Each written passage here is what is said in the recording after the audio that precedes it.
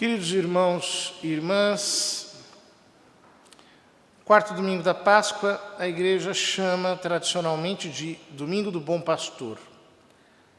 Porque na primeira semana da Páscoa, ou melhor, na segunda semana da Páscoa, é a primeira depois da oitava, nós meditamos sobre o sacramento do batismo, pelo qual nós recebemos a ressurreição de Cristo em nós.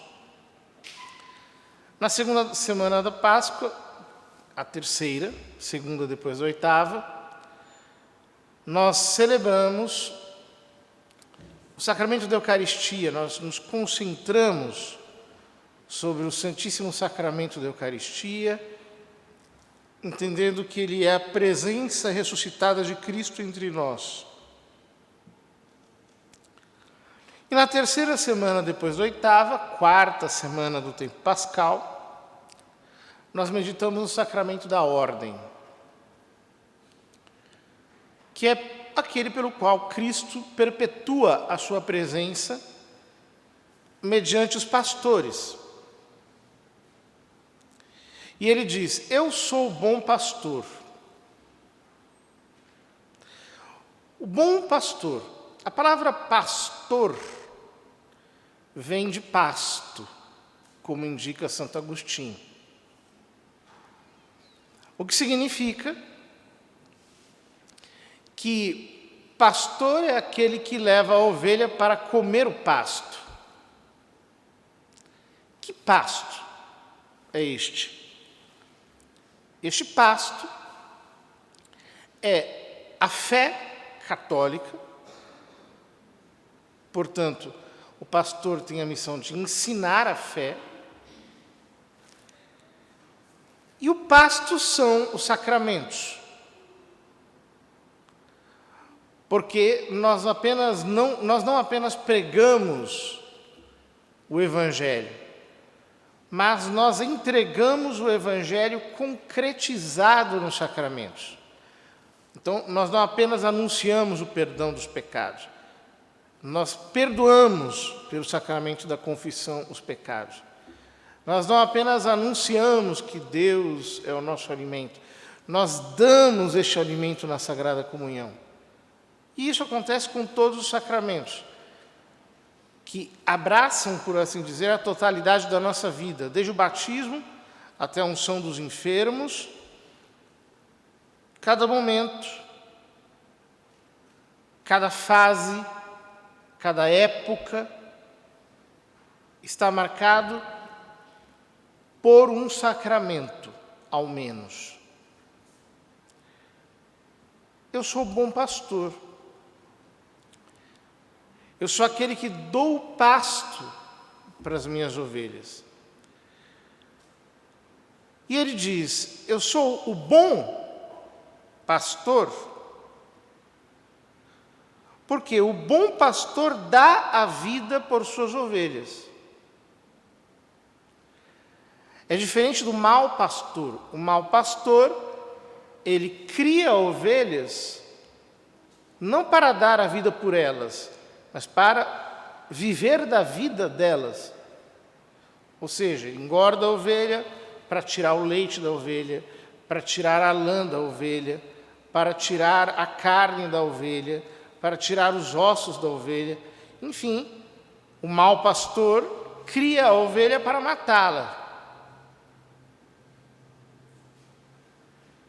Jesus se apresenta como o bom pastor porque, ao contrário de abater a ovelha, é ele que se abate.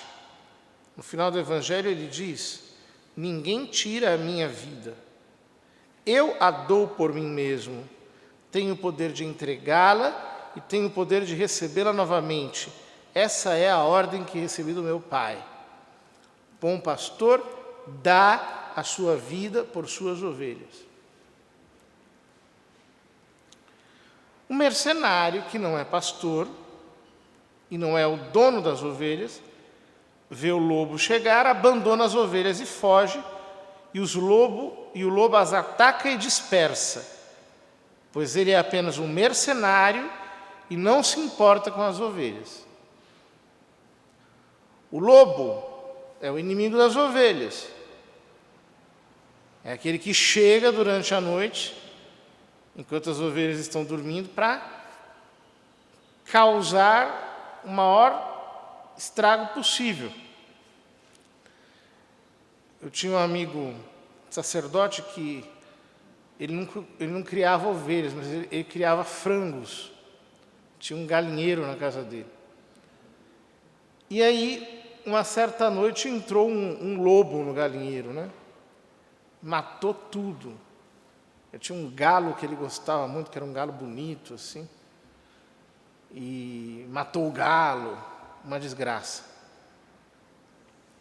Pois é, o mercenário, aquele que está ali, ele foi pago para ficar ali, para cuidar, enquanto o pastor vai descansar.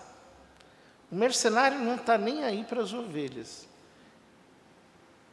Ele vê o lobo atacar, mas ele quer ficar na dele, ele quer ficar incólume. Ele não se expõe.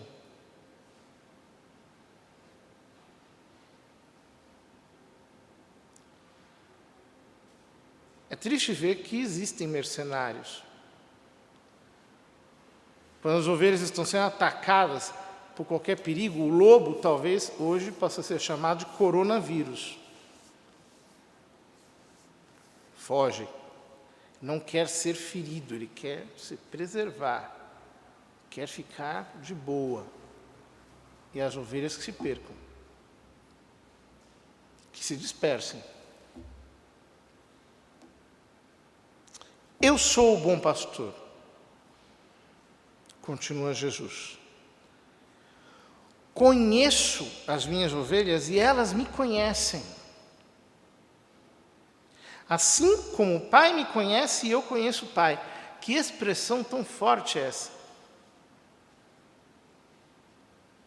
Porque Jesus está dizendo, assim como o Pai o conhece e ele conhece o Pai, o bom pastor conhece as suas ovelhas. Ou seja, ele conhece as ovelhas no conhecimento que ele tem de Deus.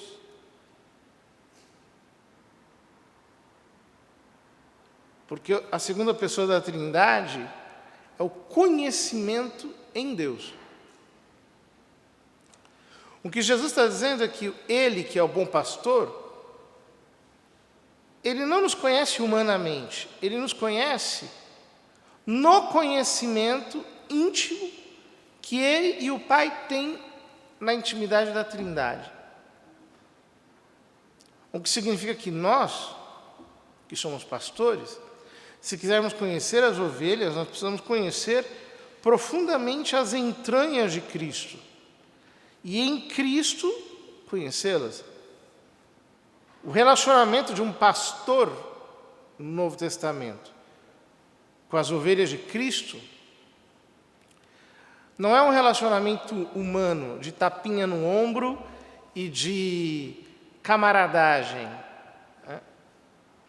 Não pensem que vocês vão me ver aí na casa dos outros, dentro da piscina, tomando cerveja, rindo de piada, comendo petisco. Sou um homem sério, tenho mais o que fazer. O conhecimento que eu tenho de ter das ovelhas é um conhecimento sobrenatural, na fé. Através da meditação das Escrituras, através da oração, através da união com Deus. Tem nada a ver com familiaridade e com coleguismo. Eu dou a minha vida pelas ovelhas de Jesus. Tenho ainda outras ovelhas que não são deste redil. Também a elas devo conduzir, elas escutarão a minha voz e haverá um só rebanho e um só pastor. É por isso que o Pai me ama, porque dou a minha vida para depois recebê-la novamente. Primeira leitura diz que São Pedro falou: Jesus é a pedra que vós, construtores, desprezastes, que se tornou a pedra angular. O que é a pedra angular? A pedra angular é a pedra de esquina. Está no ângulo. Então é uma pedra que une duas paredes. Quais são essas duas paredes? Judeus e pagãos. Ele é a pedra angular. Ele disse a Pedro: tu és Pedro, e sobre esta pedra fundarei, edificarei a minha igreja. Então a pedra de fundamento é diferente, é o pilar. Tudo está sobre o pilar, por causa da fé. Ele, Cristo, se apresenta como pedra angular, ou seja, que une como bom pastor as ovelhas que estão divididas, as ovelhas que estão dispersas. Ora, queridos irmãos, nós precisamos agradecer muito a Cristo ressuscitado, porque Ele não nos quis deixar abandonados. Ele não quis que nós estivéssemos perdidos. Porque Ele é o nosso bom pastor, Ele quis perpetuar a sua presença pastoral na igreja mediante o sacerdócio ministerial. Então, para que a igreja fosse um só rebanho, em torno da fé,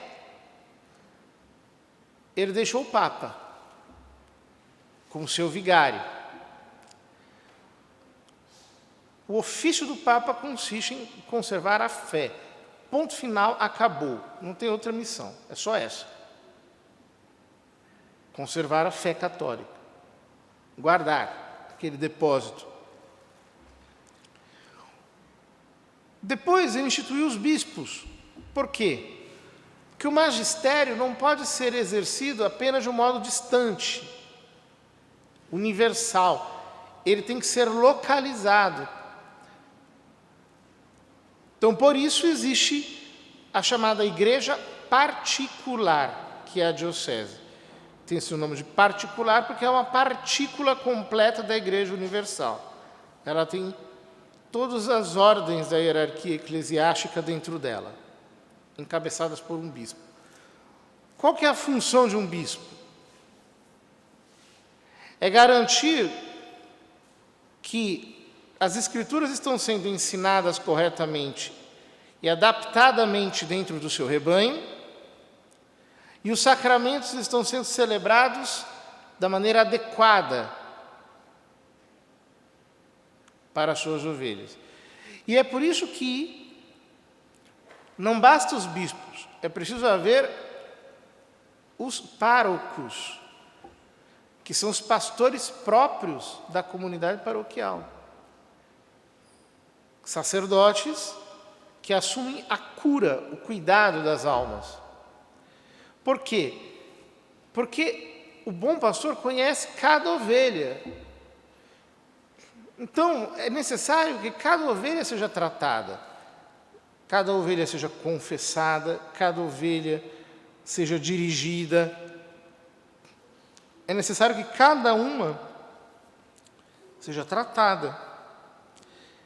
Quanto mal faz um católico que é como um cigano, que fica daqui para lá, de lá para cá, e que não se coloca sob a cura pastoral de um sacerdote, porque ele está ali para personalizar o cuidado de Deus sobre a nossa vida. Cristo continua dando-nos a sua vida através do ministério dos sacerdotes, mediante a Santa Missa, que é o ato mais sublime da terra, que só pode ser realizado por um sacerdote ordenado por um bispo católico. Ele continua a nos dar o seu corpo, ele continua a nos alimentar com a sua doutrina, porque nós somos filhos dele. Caríssimos, vede que grande presente de amor o Pai nos deu, de sermos chamados filhos de Deus, e nós o somos de verdade. Peçamos ao Senhor que nos ensine a amar o sacerdócio, a zelar pelo sacerdócio, a rezar pelos sacerdotes, para que nós todos tenhamos fé e sejamos segundo o coração de Cristo.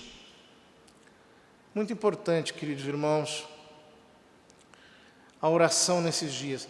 Estamos rezando hoje especialmente pelas vocações sacerdotais. Que Deus possa suscitar vocações e sustentar essas vocações, porque não é fácil. Nós estamos vivendo um momento em que há tanta contradição, há tanta coisa ruim. Para ser sacerdote, você tem que ter coragem, tem que ser praticamente um soldado que vai enfrentar um exército, porque o mundo é mau. Rezemos pelas vocações. Rezemos para que mais jovens entendam o sacerdócio e queiram abraçar este santo estado de vida para o nosso bem e para o bem de toda a Santa Igreja.